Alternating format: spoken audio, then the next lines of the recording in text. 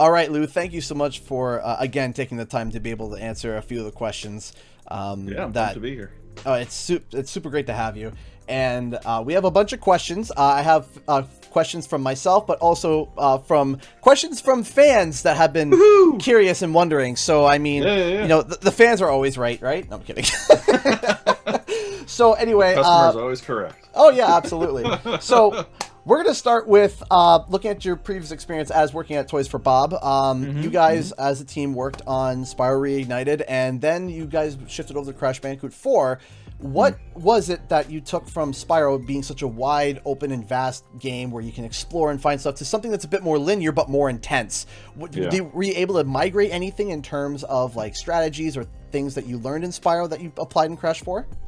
I mean, it gets a little in the weeds, but I mean, the biggest thing that we learned is on the technical side. I mean, we had a crash course in the Unreal Engine on Spyro, learning how to put it to its limits, learning what to, do with our teams to make a beautiful, artistic representation of these amazing worlds. And so that gave us a leg up of, all those difficulties or all the things that we had to learn kind of getting Spyro out the door, we brought with us to Crash. And so we were able to hit the ground running a lot quicker. We were able to prototype a lot quicker. I mean, all of the quantum masks came from us doing these crazy rapid prototypes of ideas. And it's because the team was, versed in kind of what to use and how to put it, how to get your hands around it to kind of make what you want. And so what we ended up doing with, kind of our pre-production on the game was just trying to come up with as many ideas as possible. And I think, that's one of the things that I love about Crash Bandicoot 4 is just how it's overloaded with, ideas and, new things every level and, new characters, play styles and things like that. And, had we not, spent all of that time learning how to build games this way on Spyro, I don't think we'd have, as great a game as we do with Crash Bandicoot 4. No, Crash 4, you can definitely see, like what you mentioned, with all these ideas just jammed into it and it's just overflowing with them. It's absolutely, you're right. That's exactly what it is. And I think just about most people who play it can actually feel and sense that. I mean, if you go on social media, you can see even the artists who are so proud to have worked on this game, they're showing their work and they're like, look at all these ideas and such. And it's such an amazing thing to see. Yeah. I mean, that's part of the fun is making, the games with these artists and, our designers and things like that. We have this really cool kind of cycle that occurs where designers are kind of in their own lane creating what we call gray block, just unarted, crazy prototype ideas. And then you've got artists at the very start just coming up with their own crazy ideas, and then we would sync them together. Everyone would show what they got, and the designers would be influenced by the artists' ideas, and the artists would try and come up with ideas for the designers' ideas, and then they'd talk about it and set each other off in these unique ways, and it's just such a fun process to see. Man, and I love that everyone's starting to see like the art book is just a great behind the scenes, of just an immense amount of ideas and crazy things you start with, and then you kind of whittle into the game that you're going to make. And it's funny that you mentioned the art book because there's a question about the art book, and I did a whole video about it because it was so interesting, is that Lonnie Loli seemed to struggle to get to his final design because we see all these masks and it's like, okay, here's 4 designs, we pick that one, and it seems all like ready to go. But Lonnie Loli, he's got like 2 pages worth of all these different designs where at one point it's 2 faces, at one point it's a pink face and a blue face because it's the phasing. Can you shed some light and context on when was the final moment where Lonnie Loli was like, there it is, that's the design? What was it that, like, the struggles to get to that point? Sure. Yeah, no, Lonnie was it wasn't so much that he was a struggle, it's that we kept changing what the ability kind of did as we played. Well, it's you mentioned it, like the 2 faces, right, with the pink and the blue. Initially, we had a pink state and a blue state reflecting to the player which phase you were in. Right. And as we played more of the game, as we brought in, kind of testers to help us see how we were doing with the game, it became apparent that when you have 2 colors, it ends up actually being really 3 states of the normal world, the pink, and then the blue. Okay. Really, all we needed was you know, phase out and then like the current world. And so we initially had settled on the pink and blue face, and then that was our guy, you know. We're like, yes, this is great. But then when we realized that like having this extra color made it one step too complicated for the player, we realized, okay, that needs to go. And once we switched that in the gameplay, we realized, oh no, the mask doesn't make any sense anymore. Lonnie doesn't make any sense, you know. And so then we started going back to the drawing board of basically re-envisioning this mask. So he actually got developed twice, right? Okay, so we went down the path of figuring out where, you know, or what the thing was that matched up with the gameplay, because each of these masks represent the gameplay in some way, visually, you know, kind of their personality. Then on top of that, you know, on the story side, as we were developing these characters, you know, along with the art direction of it, we realized we had 2 masks, each with 2 faces, or 2 personalities. And we realized out of 4, you know, it means you have 4 masks with 6 characters.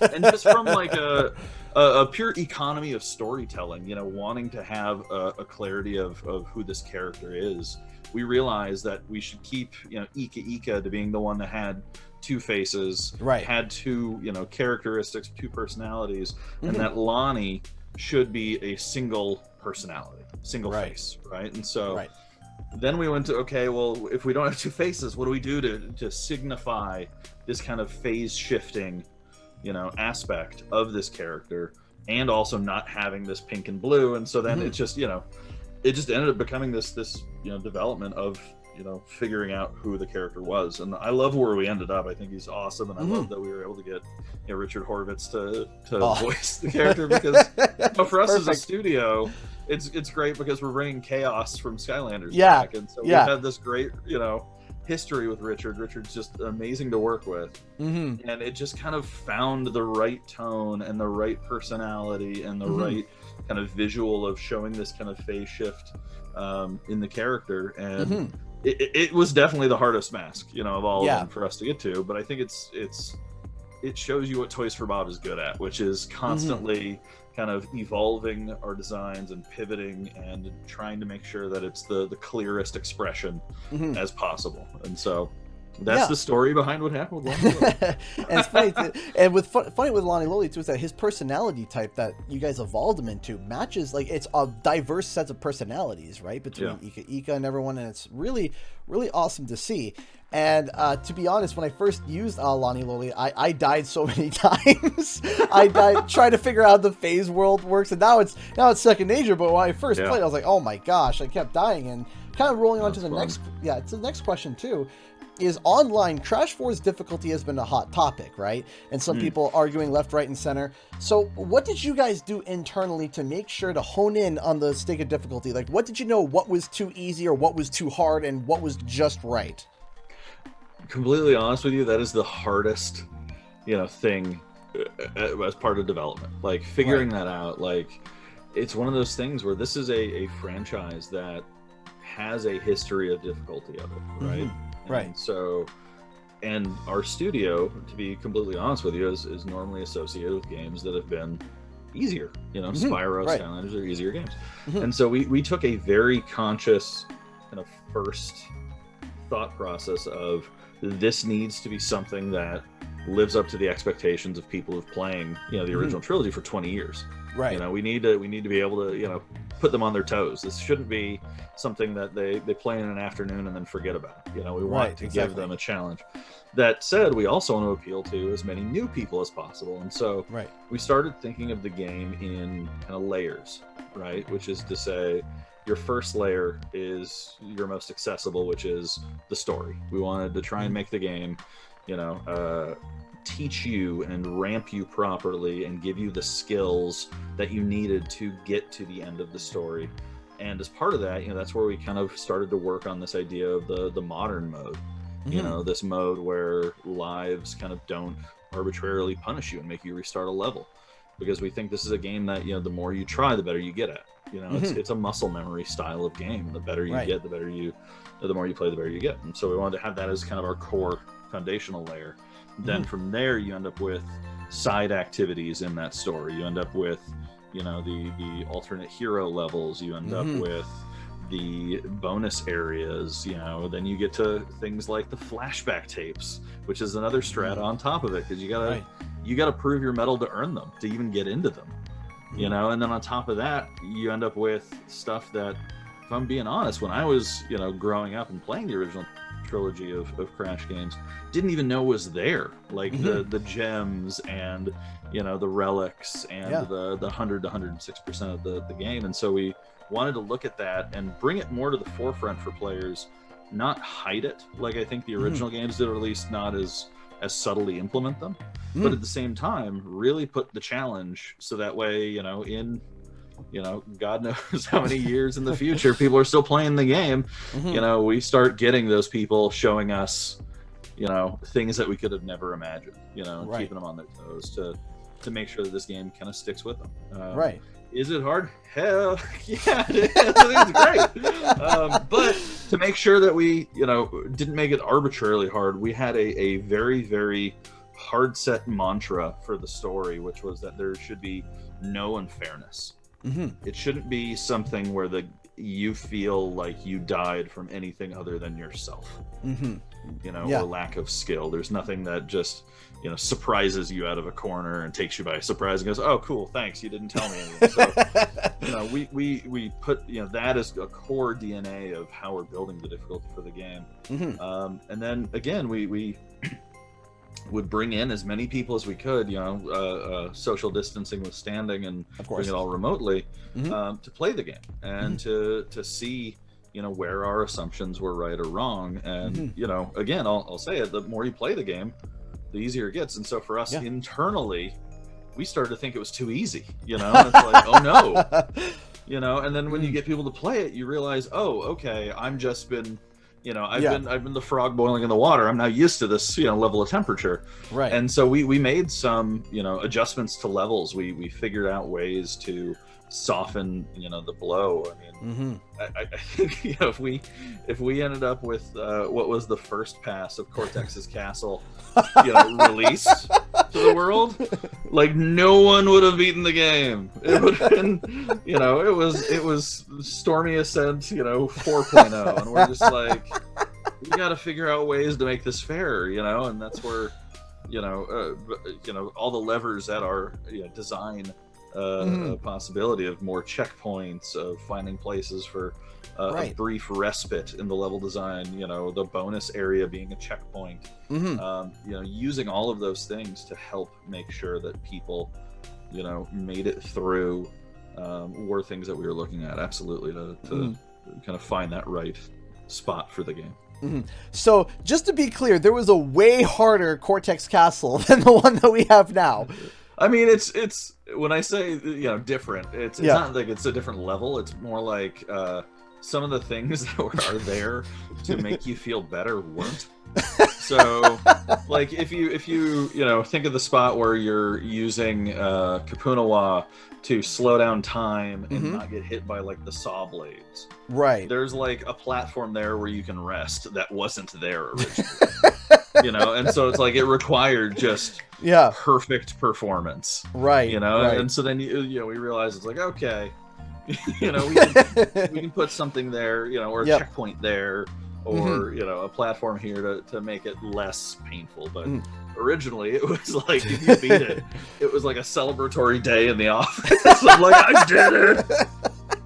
And I also noticed a change too in Dino Dash between, because there was that public demo that went out, and then that went to the press, and then the public demo, and you at the one section you added metal crates at that one section, and a part of me was slightly angry because I played through that section and it was so hard, and I mastered it, and then when I saw the public got the same demo and they didn't get they got the metal crates, I was like, what the heck? I mean, but that's the thing, right? Like we it was so hard. We want to make sure that we made a game for as many people and anyone who wanted to play it could. And we always felt like we wanted to make sure that that main path through the story felt fair.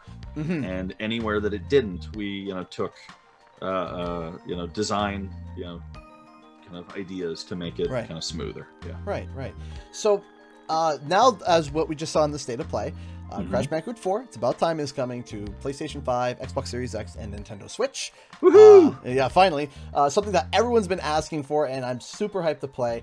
Now, what is it like for you personally? Because have you played it? Have you tried it on the PlayStation 5 yet? What are you like? Yeah. Just what is it like? Just like, is it Butter?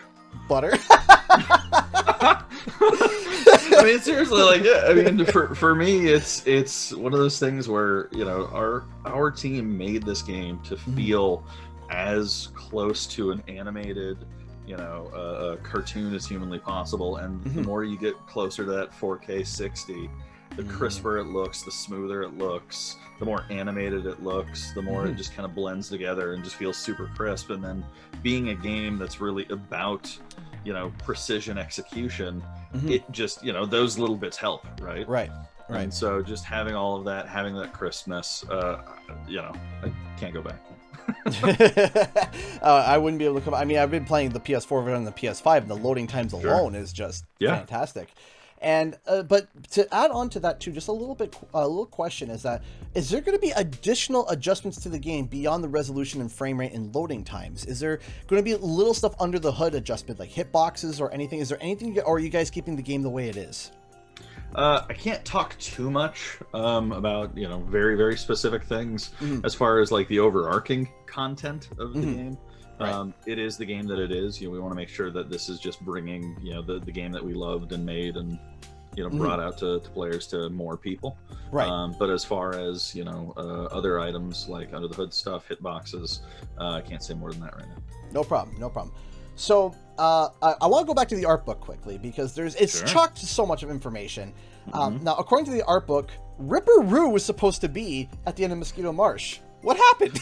So that is not accurate. That's not accurate. Okay, clarify. He was not supposed to be at the end of Mosquito Marsh. He was actually supposed to be throughout the entirety of Mosquito Marsh. The idea originally, when we were kind of developing the level, the very earliest stage, was that all of those mines that you were kind of dodging on the jet board were floaty TNTs from Ripperoo. Right, like how he did, you know, in his original boss fights. Right. But as we were developing the level, as we were making the game, we realized it felt really odd to kind of have him come out of nowhere, do that in the level, not really have a connection to the story. And, you know, he wasn't going to be a boss fight. It was more just going to be, you know, this kind of fun appearance of it. But it felt too much like it was setting up something that wasn't, you know, planned for or originally part of the story. And so what we ended up doing very early on was realizing, you know what, we still want him in the game. We still want, you know, this great design that our team has come up with present somewhere. Let's give him a bit of a cameo. Let's bring him back in one of the endings. You know, let's make sure that, you know, Ripperoo shows up. But it was one of those things where, you know, like with every game, it's not necessarily like, I always find the term cut content funny, because you know, it's not like you're making the game and then you go, oh no, you know, get rid of it. It's, to me, it's I always use the term whittling, because it's like you start with a, you know, you're throwing spaghetti at a wall until you realize the shape that you want it to really be in. And so to me, it was just a normal part of the process of, you know, us realizing that, you know what, he doesn't really fit here, and kind of turned it, you know, from where it was to what we have now. And there's all sorts of things like that, you know. I mean, there's all sorts of development stories. I think there's even more stuff in the art book that there is. I'm trying to remember, you know, if it fully made it into the game, or if it was something where it's like we took inspiration from it and changed what it was. I mean, if you think of any of the enemies in the game, there's probably, you know, 10 to 15 versions of each of those characters that you know, made their way to what they ended up being, just as part of that process of starting with a lot and then narrowing it down into the vision that we wanted. Right. So I do got a question here that a little spicy, may not be the answer, but we're gonna go forewarning, a little spicy. Do I need some milk? Maybe. Cool the spice. So when you 106% the game, which is something very few people can do ever, when you go back to Rude Awakening and you hit the TV, a little logo pops up for a split second. Can you comment on it, or is it more of a stay tuned type of situation? What is this? I'm not familiar with. You're not familiar? This. No. What are you referring to? I don't know what it ever could be that you are inferring and or referring to. All right, I'll slide that one aside. All right, we'll go with that one. We'll go with that as an answer. So, what was the big learning experience that you got from this game that you think that you'll apply to future games? Was it after the game had come out and you've seen everyone's reactions? What was like the biggest takeaway where you were just like, this is the biggest thing that we took away from this as a studio, or personally yourself? Oh boy. Like one thing or the million things? A few. We'll say a few. Sure, a few. I mean, the biggest thing for me is, we had a incredible task ahead of us, which was hopefully living up to, 10 to 20 years of expectations. And a lot of that came, with us during development. I wouldn't say second guessing, but having a lot of conversations about what fits Crash as a brand, what fits this gameplay. And, I think the biggest thing that I learned is, look at the audience, right? And listen to them and look at the things that they like and look at, the things that resonate over the years. But at the same time, early and often, define kind of what you think the vision is and what you think the important pieces are. As I mentioned, the whole no unfairness rule.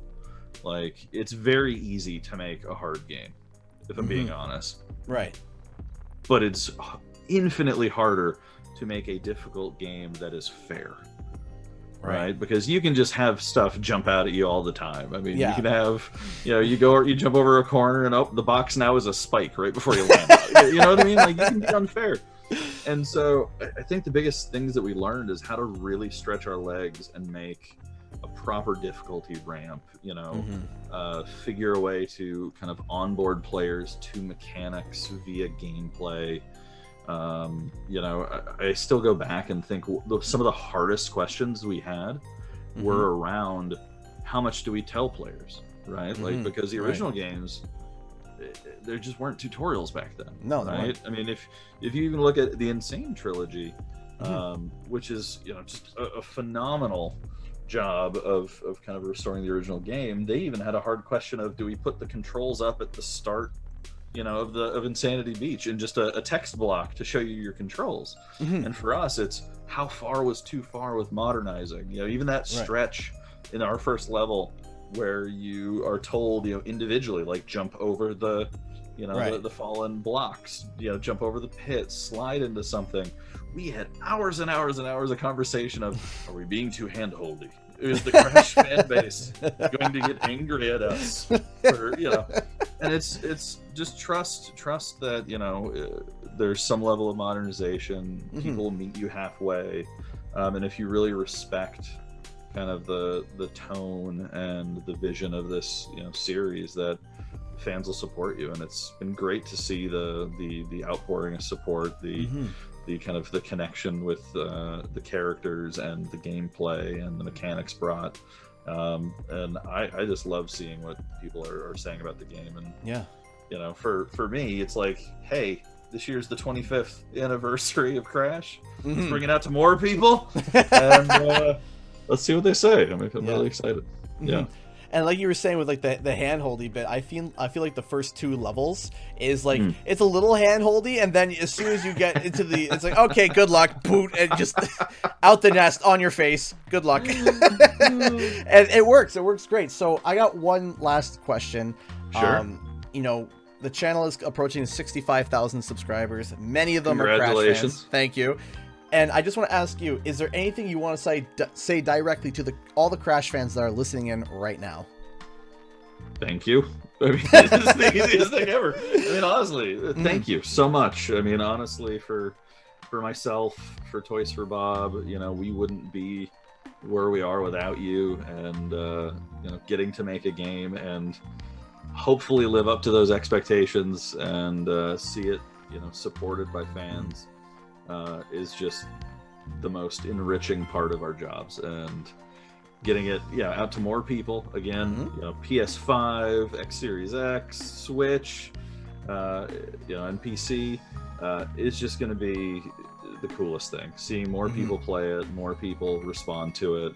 I love hearing about people's favorite moments, people's favorite jokes, people's favorite levels. You know, everybody at Toys for Bob put so much into this game, and seeing it resonate is just the greatest.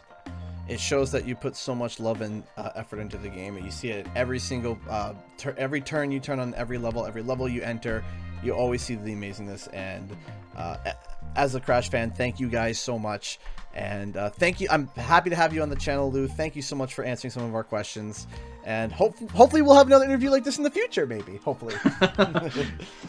Hopefully. Thank you so much to all those who not only support the channel, but myself and my family. Because of your contributions, I'm able to do this full time. If you'd like to support the channel, please consider clicking the join button or becoming a Patreon with the link in the description. I also live stream every Thursday and Friday at 7 p.m. Eastern Standard Time. Come on by and say hi. Again, thank you to everyone, and I'll see you guys in the next video and or live stream.